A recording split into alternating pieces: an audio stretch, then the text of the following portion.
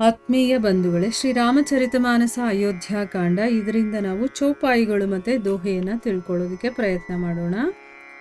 ಪತಿ ದೇವತಾ ಸುತೀಯ ಮನಿ ಸೀಯ ಸಾಂಥರಿ ದೇಖಿ ಬಿಹರತ ಹೃದಯ ನ ಹರಿ हर पबी ते कठिन विशेषी लालन जोगु लखन लघु लोने भे न भाई अस अहहि न होने पुरजन प्रिय पितु मातु दुलारे सिय रघुबीरहि प्राण पियारे मृदु मूरति सुकुमार सुभावु तात बावु तन लाग नकावु ते बन सहहि विपति सब बांति निदरे कोटि कुलिस ये ही छाती राम जनमी जगु कीन्ह उजागर रूप सील सुख सब गुण सागर पुरुजन परिजन गुरु पितु माता राम सुभावु सब ही सुखदाता बैरिवु राम बढ़ाई करही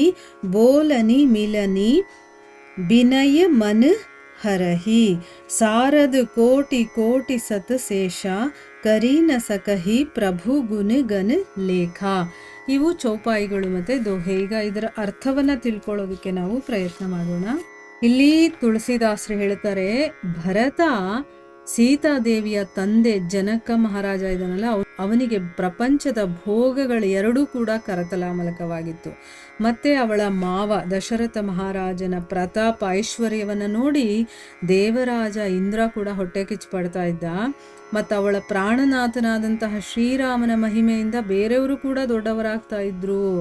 ಅಂತಹ ಪತಿವ್ರತ ಶಿರೋಮಣಿಯಾದಂತಹ ಸೀತಾದೇವಿ ಮಲಗಿದ್ದಂತಹ ದರ್ಬೆಯ ಚಾಪೆಯನ್ನು ನೋಡಿ ನನ್ನ ಹೃದಯ ಯಾಕೆ ಒಡೆದೋಗ್ತಾ ಇಲ್ಲ ಶಿವ, ಇದು ವಜ್ರಕ್ಕಿಂತಲೂ ಕಠೋರವಾಗಿದೆ ಅಂತನ್ಬಿಟ್ಟು ಅನ್ಕೊಳ್ತಾ ಇದ್ದಾನೆ. ಅಂದರೆ ಇಲ್ಲಿ ಭರತ ತನ್ನನ್ನು ತಾನು ಇಲ್ಲಿ ಬೈಕೊಳ್ತಾ ಇದ್ದಾನೆ. ತನ್ನ ಹೃದಯ ಎಷ್ಟು ಕಠೋರವಾಗಿದೆ, ಅಂಥ ಪತಿವ್ರತೆಯಾದಂತಹ ಸೀತಾಮಾತೆ ಇಂಥ ಒಂದು ದರ್ಬೆಯ ಮೇಲೆ, ಈ ನೆಲದ ಮೇಲೆ ಮಲಕ್ಕೊಳ್ತಾ ಇದ್ಲಲ್ಲ, ಈ ಚಾಪೆಯನ್ನು ನೋಡಿ ಕೂಡ ನನ್ನ ಹೃದಯ ಯಾಕೆ ಹೊಡೆದೋಗ್ಲಿಲ್ಲ ಅಂತನ್ಬಿಟ್ಟು ಅವನು ಹೇಳ್ಕೊಳ್ತಾ ಇದ್ದಾನೆ. ಅಂದರೆ ಏನೋ, ನನ್ನ ಹೃದಯ ಅಷ್ಟು ಕಠೋರವಾಗಿದೆ, ಅದು ಯಾವುದಕ್ಕೂ ಒಡೆದೋಗ್ತಾ ಇಲ್ಲ ಅಂತಂದರೆ, ಅಂದರೆ ಅಂಥ ದುಃಖಕರವಾದಂತಹ ಘಟನೆ ನಡೆದಿದ್ರೂ ಕೂಡ ಇನ್ನೂ ಬದುಕಿದ್ದೀನಲ್ಲ ನಾನು ಅಂತಂದ್ಬಿಟ್ಟು ಅವನು ಹೇಳ್ಕೊಳ್ತಾ ಇದ್ದಾನೆ. ಮತ್ತು ಇನ್ನು ನನ್ನ ತಮ್ಮ ಮುದ್ದು ಲಕ್ಷ್ಮಣ, ಅವನಿನ್ನೂ ಲಾಲನೆಗೆ ಅರ್ಹನಾಗಿರುವಂಥವನು. ಅಂದರೆ ಏನೋ, ಅವನನ್ನು ಮುದ್ದಾಡಬೇಕು, ನಾವು ಪ್ರೀತಿಸ್ಬೇಕು, ಅದಕ್ಕೆ ಯೋಗ್ಯನಾಗಿರುವಂಥವನು. ಇಂತಹ ತಮ್ಮ ಹಿಂದೆ ಯಾರಿಗೂ ಇರಲಿಲ್ಲ, ಇವತ್ತೂ ಇಲ್ಲ, ಮುಂದೇನೂ ಇರೋದಿಲ್ಲ ಅಂತಂದ್ಬಿಟ್ಟು ಹೇಳ್ಕೊಳ್ತಾ ಇದ್ದಾನೆ. ಮತ್ತು ಅಂಥ ಲಕ್ಷ್ಮಣ ಅಯೋಧ್ಯೆಯ ಜನರ ಕಣ್ಮಣಿಯವನು, ತಂದೆ ತಾಯಿಯರ ಮುದ್ದಿನ ಕಣಿಯವನು, ಸೀತಾರಾಮರಿಗಂತೂ ಅವನು ಪ್ರಾಣಪ್ರಿಯನಾದಂಥವನು ಮತ್ತು ಶಿರೋಮಣಿಯಾಗಿದ್ದಾನೆ. ಮತ್ತು ಕೋಮಲವಾದಂತಹ ದೇಹವುಳ್ಳವನು. ಅಂದರೆ ಅಷ್ಟು ಕೋಮಲ ಇರುವಂಥ ದೇಹ ಇರೋನು ಇಲ್ಲಿ ಬಂದು ಕಾಡಲ್ಲಿ ಅವನು ಕಷ್ಟಪಡ್ತಾ ಇದ್ದಾನಲ್ಲ ಅಂತ ಅವನು ಹೇಳೋ ಮಾತಿಗೆ ಅರ್ಥ. ಸುಕುಮಾರ ಸ್ವಭಾವದವನು ಕೂಡ ಆಗಿದ್ದಾನೆ.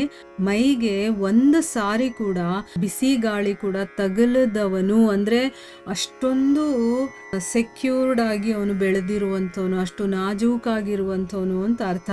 ಅಂದರೆ ಒಂದು ಸ್ವಲ್ಪ ಬಿಸಿ ಗಾಳಿನೂ ತಗಲ್ದೇ ಇರೋ ಥರ ಅವನನ್ನು ನೋಡ್ಕೊಂಡಿರ್ತಾರೆ, ಸಾಕಿರ್ತಾರೆ. ಆದರೆ ಅವನು ಇವಾಗ ಈ ಕಾಡಲ್ಲಿ ಏನೆಲ್ಲ ಕಷ್ಟ ಕಾರ್ಪಣ್ಯಗಳನ್ನು ಅನುಭವಿಸ್ತಾ ಇದ್ದಾನೋ, ಅಯ್ಯೋ ನನ್ನ ಈ ಆಳು ಎದೆ ಕೋಟಿ ಕಲ್ಲುಗಳು ಕಠೋರವಾಗಿರುತ್ತಲ್ಲ, ಅಷ್ಟಕ್ಕಿಂತ ಕಠೋರವಾಗಿದೆಯಲ್ಲ, ಇಲ್ಲದೆ ಇದ್ದಿದ್ರೆ ಅದು ಒಡೆದೋಗ್ಬೇಕಾಗಿತ್ತು ಇಷ್ಟೊತ್ತಿಗೆ ಅಂತನ್ಬಿಟ್ಟು ಹೇಳ್ತಾ ಇದ್ದಾನೆ. ಈಗ ನೋಡಿ, ದಶರಥ ಮಹಾರಾಜನ ಹೃದಯ ತುಂಬ ಸೂಕ್ಷ್ಮವಾಗಿತ್ತು, ಆಮೇಲೆ ಮೃದುವಾಗಿತ್ತು. ಯಾವಾಗ ರಾಮ ಹಿಂದಿರುಗಿ ಬರಲ್ಲ ಅನ್ನೋದು ಗೊತ್ತಾಗುತ್ತೋ ಆವಾಗಲೇ ಅವನ ಹೃದಯ ಒಡೆದೋಗುತ್ತೆ, ಅವನು ಸತ್ತೇ ಹೋಗ್ತಾನೆ. ಆದರೆ ಇಲ್ಲಿ ಭರತ ಅಂದ್ಕೊಳ್ತಾ ಇದ್ದಾನೆ, ನನ್ನ ಹೃದಯ ಇನ್ನೆಷ್ಟು ಗಟ್ಟಿಯಾಗಿರ್ಬೋದು, ಇನ್ನೆಷ್ಟು ಕಠೋರವಾಗಿರ್ಬೋದು, ಇಲ್ಲದೆ ಇದ್ದಿದ್ರೆ ಅದು ಒಡೆದು ಹೋಗಬೇಕಾಗಿತ್ತಲ್ವ ಇಷ್ಟೊತ್ತಿಗೆ ಅಂತ ಅಂದ್ಕೊಳ್ತಾ ಇರ್ತಾನೆ. ಶ್ರೀರಾಮ ಅವತರಿಸಿ ಜಗತ್ತನ್ನೇ ಬೆಳಗಿಸಿದ್ದಾನೆ. ಅವನು ರೂಪ, ಶೀಲ, ಸುಖ ಮತ್ತು ಎಲ್ಲ ಗುಣಗಳ ಸಾಗರ ಅವನು. ಪುರಜನರಿಗೆ, ಪರಿಜನರಿಗೆ, ಗುರುಗಳಿಗೆ, ತಂದೆ ತಾಯಂದ್ರಿಗೆ ಎಲ್ರಿಗೂ ಕೂಡ ಶ್ರೀರಾಮನ ಸ್ವಭಾವ ಇದೆಯಲ್ಲ, ಅದು ತುಂಬ ಸುಖಕರವಾಗಿರುವಂಥದ್ದು.